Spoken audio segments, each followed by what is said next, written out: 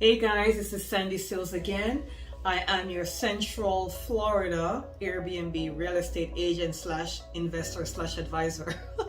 I have so many names. Anyways, today I want to talk to you about selling your Airbnb property. If you're thinking of selling your Airbnb property, what are some of the things you need to do to get the maximum amount of money that you could get from the property? Hopefully you'll be selling the property because you want to buy a bigger property, or because you want to move to another location, or because you want to retire.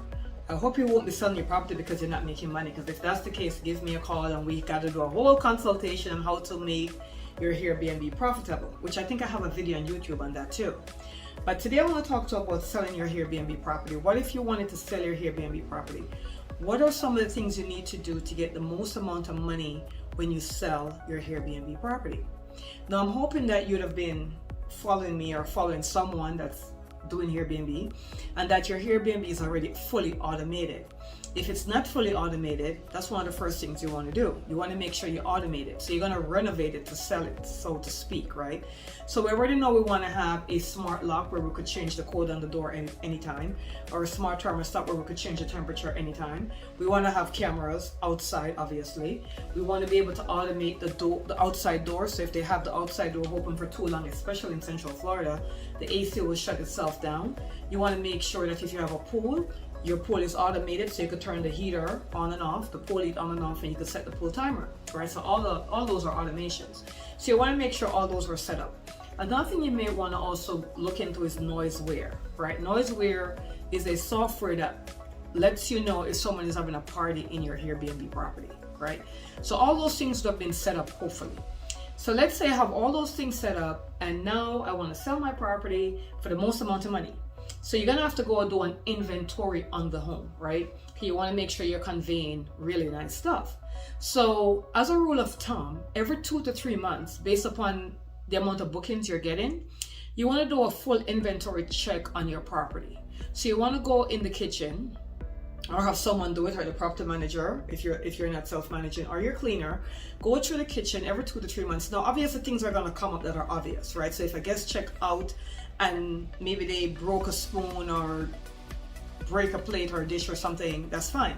But every 2 to 3 months, you want to go through the inventory just to make sure you're checking everything, like your pots and your pans, making sure your spatula isn't melted, making sure there's not angles breaking off of the spoon, or the spoon isn't dented or chipped, and all that great stuff. So every 2 to 3 months, you want to go over these things. So the thing is, if you are preparing to sell it, you want to go over the same inventory. You want to make sure your towels are nice and clean, which you should be doing anyway, but you want to go through the older towels and check to make sure all the towels are great, the utensils are great, the fixtures are great, and you want to, if there's anything that needs replacing, you may want to go ahead and do that, right? You want to put the property in the best light for selling it. Now, it should have already been like that to give you a 5-star review experience, but you just want to double check, right? So whether you're selling or not, every 2 to 3 months, you want to just go through your inventory to see what's going on. If you're abroad, like for most people here, we're in Central Florida, so most people that are away, they're not visiting their property every 2 to 3 months. Sometimes they come every 6 months. So if you're away and you have a property that you're doing short-term rental or Airbnb with, you want to have your property manager or your cleaners or whoever it is, your maintenance people, go through the property every 2 to 3 months. At least do a FaceTime or a WhatsApp video or some kind, or a Zoom call, where they're walking you through the property and you're literally seeing what's going on. Because based on the amount of bookings that you're going to get, you're going to have wear and tear. People are going to take their suitcase and bang it in the wall. You're going to have scratches on the wall. The carpets are going to be stained. I normally recommend you clean the carpet once a month, right? If you have eye traffic, maybe even more, right? So once a month minimum, you got to clean your carpets if you have carpets in the property, right? If you have regular floors, I recommend a steam clean maybe once every 2 to 3 months. Why am I saying this? Because your cleaners are going to do a regular wipe and all that great stuff, but sometimes there's dirt stuck in the floor, and if you don't steam clean it ever so often, it's going to get stuck into the floor, and you don't want that, right? So you definitely want to make sure that that's going on. So you're preparing the property for sale, do your inventory check, make sure all your utensils are great, your pots, your pans, all that stuff. Your towels, your pool towels, you got to make sure you check that as well. Make sure there's no scratches. The worst thing I see when I bring a buyer into a property that's been used for Airbnb and they're trying to buy it is all the wear and tear, right? So you want to make sure you clear up the wear and tear, like the scratches on the wall, the carpet that needs to be cleaned. If you're in Central Florida and you have a pool, you definitely want to make sure your pool area is on point. Make sure your patio chairs are clean. Sometimes I go in homes and I see there's mildew and mold on the patio chairs, on the cushions and all that great stuff. And that's just not something you want neither the guest or the potential buyer to see, right? And sometimes I wonder if the owners know what's going on with their property, because sometimes I don't think they do, especially if they don't live here. Because there's a lot of people in Central Florida that own property that they're doing Airbnb with, but they live in England or Canada or Brazil or the Middle East or something. So that's the reason why it's important for you to do a walkthrough through video, if you can, be present on your property every 2 to 3 months, because you probably don't know what's going on. The property manager probably isn't telling you what's going on. So when I walk in the property with a buyer and I'm like, oh my gosh, they're selling this. And the worst part for me is when I walk in the property and it's up for sale and they're telling me, oh, we have a guest checking in at 4, so you gotta hurry up and leave. And my thing is, you have a guest checking in at 4 and the property is like this. Sometimes there is stains in the wall, sometimes, oh, and that's another thing. If you have eye windows and eye ledges, make sure you're cleaning those consistently. Because the worst thing is to be upstairs and look across a window ledge and it's just all dusty and dirty. So these are some of the things you want to keep in mind if you're preparing it for sale. And if you're preparing it for guests.